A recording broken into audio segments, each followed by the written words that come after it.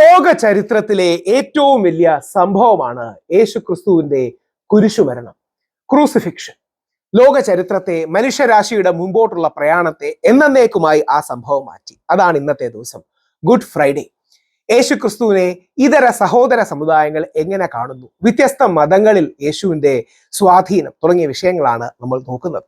പരിശുദ്ധ ഖുറാനിൽ യേശുക്രിസ്തുവിനെ കുറിച്ചുള്ള ഖുറാനിലും അതോടൊപ്പം യേശുക്രിസ്തുവിനെ കുറിച്ച് സ്വാമി വിവേകാനന്ദനും മഹാത്മാഗാന്ധിയും പറഞ്ഞ കാര്യങ്ങളാണ് നമ്മൾ ഇന്ന് പഠിക്കുന്നത്. യേശുക്രിസ്തുവിനെ കുറിച്ച് 25 തവണയാണ് പരിശുദ്ധ ഖുറാനിൽ അദ്ദേഹത്തിന്റെ പേരെടുത്ത് പരാമർശിക്കുന്നത്. മറിയത്തിന്റെ മകനായ ഈസ എന്നാണ് യേശുക്രിസ്തുവിനെ അതിൽ പരാമർശിച്ചിരിക്കുന്നത്. ഏകദേശം 100-ലധികം തവണ നേരിട്ടുമല്ലാതെയും യേശുക്രിസ്തുവിനെ പരാമർശിച്ചിട്ടുണ്ട് എന്ന് നമുക്ക് കാണാൻ കഴിയും. യേശുക്രിസ്തുവിന്റെ ആ പരാമർശങ്ങൾ വളരെ സ്പിരിച്വലി റെലവന്റുമാണ്.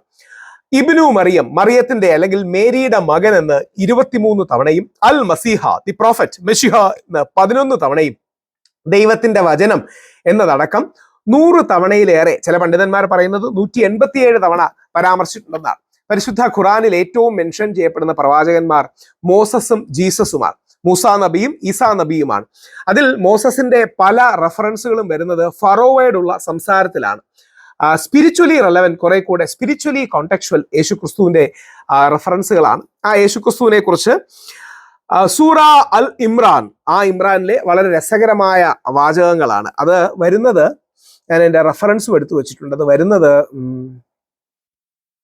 45 മുതൽ 50 വരെയുള്ള വചനങ്ങളിലാണ്. Call to the mind when angel said to Mary, അതായത് അതിന്റെ ഇംഗ്ലീഷിലെ മലയാളം ഞാൻ വായിക്കാം.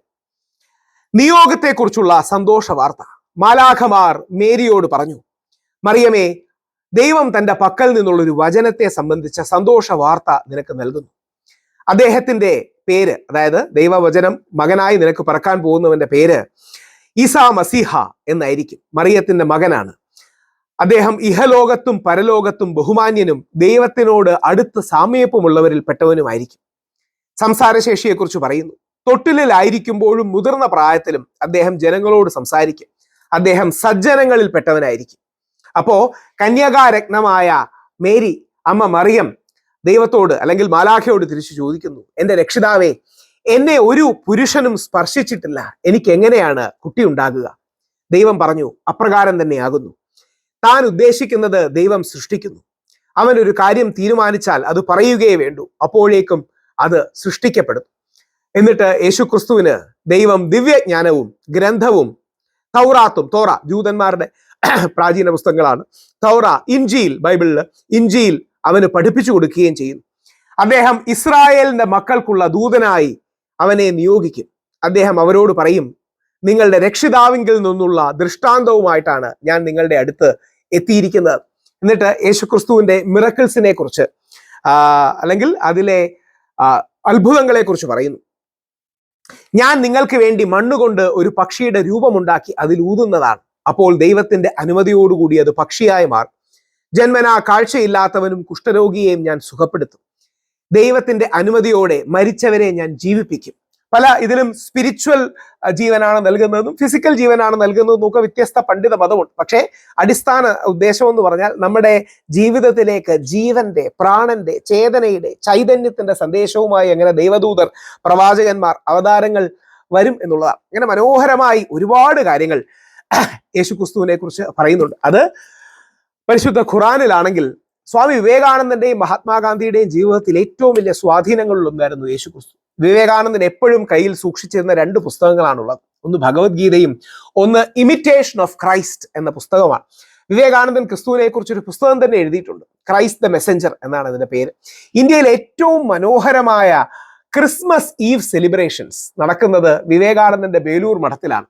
അതായത് വിവേകാനന്ദന്റെ ആശ്രമത്തിൽ ഹിന്ദു സന്യാസിമാർ, കാവ്യധാരികളായ ഹിന്ദു സന്യാസിമാർ ക്രിസ്മസിന്റെ തലേന്ന് അമ്മ മേരിയെയും ഉണ്ണിയേശുവിനെയും ഒക്കെ വെച്ച് അവിടെ ആരതി ഒഴിയുന്നത് കാണാം. അതായത് വിളക്കിൽ അല്ലെങ്കിൽ അവിടുത്തെ കാൻഡിൽസിൽ ആരതി ഒഴിയുന്ന മനോഹരമായ കാഴ്ചകൾക്ക് നമുക്ക് കാണാം. ഇതെല്ലാം കാണിക്കുന്നത് ആത്മീയമായ ഒരു അന്തർധാര എല്ലാ മതങ്ങളിലും വിശ്വാസങ്ങളിലും നിലനിൽക്കുന്നു എന്നുള്ളതാണ്. മഹാത്മാഗാന്ധി യേശുക്രിസ്തുവിനെ കുറിച്ച് പറയുന്നത്, മനുഷ്യരാശിയുടെ മഹാഗുരുവാണ് യേശുക്രിസ്തു, അഹിംസയുടെ ആൾ രൂപം. സെർമൺ ഓൺ ദി മൗണ്ടിൽ പ്രചോദനം ഉൾക്കൊള്ളുന്ന ഒരു ക്രിസ്തുമാർഗിയാണ് ഞാൻ എന്നാണ് വിവേകാനന്ദ സ്വാമികൾ പറയുന്നത്. അദ്ദേഹത്തിന്റെ complete works of Swami Vivekananda volume 9 page 414 രേഖപ്പെടുത്തിയിരിക്കുന്നു. യേശുവിന്റെ കാലത്താണ് ഞാൻ പാലസ്തീനിൽ ജീവിച്ചിരുന്നെങ്കിൽ എൻ്റെ കണ്ണീർ കൊണ്ടല്ല, എൻ്റെ ഹൃദയരക്തം കൊണ്ട് ഞാൻ അദ്ദേഹത്തിന്റെ പാദങ്ങൾ കഴുകുമായിരുന്നു എന്നുള്ളതാണ്. അപ്പൊ മനുഷ്യരാശിയുടെ ചരിത്രത്തിലെ ഏറ്റവും വലിയ സത്യത്തിന്റെ, സ്നേഹത്തിന്റെ, സമാധാനത്തിന്റെ, സമവായത്തിന്റെ, ഒരുമയുടെ, ഐക്യത്തിന്റെ പ്രവാചകന്മാരിൽ, ദൈവദൂതന്മാരിൽ ആണ് യേശുക്രിസ്തു ഉള്ളത്. ആ യേശുക്രിസ്തുവിനെ അറിയാനും പഠിക്കാനും ഈ വിശ്വാസങ്ങളെല്ലാം നമ്മളെ സമ്പന്നമാക്കാനാണ്. നമ്മളെ സമ്പന്നം എന്ന് പറഞ്ഞാൽ സാംസ്കാരികമായി സമ്പന്നമാക്കാനാണ്, ആത്മീയമായി സമ്പന്നമാക്കാനാണ്, ഭൂമിയിൽ നന്മയുണ്ടാക്കാനുള്ളതാണ് എന്ന തിരിച്ചറിവ് നമുക്കുണ്ടാകട്ടെ. ആ രീതിയിൽ വലിയ അനുഗ്രഹം നമുക്കുണ്ടാകട്ടെ. യേശുക്രിസ്തുവിനെ കൂടുതൽ പഠിക്കാനും അറിയാനും എല്ലാ വിഭാഗങ്ങളിലുമുള്ള യേശുക്രിസ്തുവിന്റെ നന്മ. വ്യത്യസ്ത വ്യാഖ്യാനങ്ങൾ കാണാം, വ്യത്യസ്ത കാഴ്ചപ്പാടുകൾ കാണാം. പക്ഷേ അടിസ്ഥാനപരമായി എല്ലാ ജനവിഭാഗങ്ങളിലും യേശുക്രിസ്തു എന്ന ലോക ചരിത്രത്തിലെ ഏറ്റവും വലിയ സംഭവങ്ങളിൽ ഒന്നാണ് അദ്ദേഹത്തിന്റെ ജീവിതം.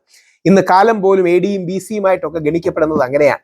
അങ്ങനെ യേശുക്രിസ്തുവിനെ വ്യത്യസ്ത ആംഗിളുകളിലൂടെ, ആ ആംഗിളുകൾക്കൊക്കെ അതിൻ്റെതായ ഇന്റലക്ച്വൽ ഡിഫറൻസുകളൊക്കെ കാണാം, തിയോളജിക്കൽ ഡിഫറൻസ് കാണാം, ദൈവശാസ്ത്രപരമായ, ബൗദ്ധികമായ ഒക്കെ ഡിഫറൻസുകൾ കാണാം. പക്ഷേ അടിസ്ഥാനപരമായി യേശുക്രിസ്തു എന്ന ലോക ചരിത്രത്തിൽ ജനിച്ച 2000 വർഷങ്ങൾക്ക് മുമ്പ് നമ്മുടെ ഇടയിൽ ജീവിച്ച, ലോകത്തിനെ കൂടുതൽ നന്മയിലേക്ക് എത്തിച്ച വ്യക്തി, നമുക്ക് വേണ്ടി, ലോകത്തിന് വേണ്ടി, ലോകത്തിന്റെ തിന്മകൾ തന്നിലേക്ക് സ്വാംശീകരിച്ചുകൊണ്ട് അതിനെ നന്നാക്കാൻ വേണ്ടി സ്വയം ബലി കൊടുക്കുന്ന, അല്ലെങ്കിൽ സ്വയം ബലി കഴിച്ച ദിവസമാണ്. സമാനമായ എല്ലാ മതങ്ങളിലും ഇത്തരം മനോഹരമായ സങ്കല്പങ്ങൾ കാണാം. ഇതാണ് നമ്മൾ ഹിന്ദുക്കൾ ശിവരാത്രിയിൽ നമ്മുടെ പരമശിവൻ അദ്ദേഹം കാലകൂട വിഷം എടുത്ത് കഴിക്കുന്നു എന്ന് പറയുന്നത്. എന്ന് പറഞ്ഞാൽ ബാക്കിയുള്ളവർക്ക് വേണ്ടി ബുദ്ധിമുട്ട് സഹിച്ച് ആ ലോകത്തിന്റെ തീ തന്നിലേക്ക് എടുത്ത് ലോകത്തെ രക്ഷിക്കുകയാണ്. അതാണ് കാലകൂട വിഷം പരമശിവൻ കഴിച്ച് പരമശിവന്റെ നീലകണ്ഠനായി മാറി എന്ന് പറയും. അതേപോലെ യേശുക്രിസ്തു ആ ലോകത്തിന്റെ പാപഭാരങ്ങൾ ഉൾക്കൊണ്ട് നമ്മുടെ നന്മയ്ക്ക് വേണ്ടി പോയി എന്ന് പറയുന്നതിന്റെ ആലങ്കാരികമായ അർത്ഥം നമ്മുടെ എല്ലാം ജീവിതത്തിൽ അതേപോലെ നമ്മളാൽ കഴിയുന്ന രീതിയിൽ ലോകത്തിന്റെ നെഗറ്റിവിറ്റി നമ്മൾ അബ്സോർബ് ചെയ്ത് ആ ലോകത്തിന് പോസിറ്റിവിറ്റി തിരിച്ചു കൊടുക്കുക എന്നുള്ളതാണ്.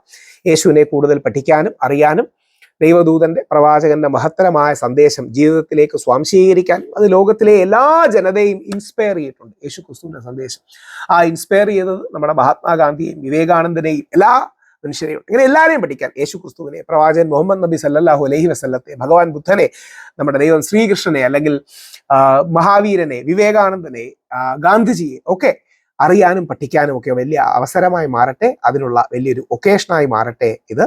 എല്ലാവർക്കും ഗുഡ് ഫ്രൈഡേയുടെ പ്രാർത്ഥനകൾ നേരുന്നു. God bless.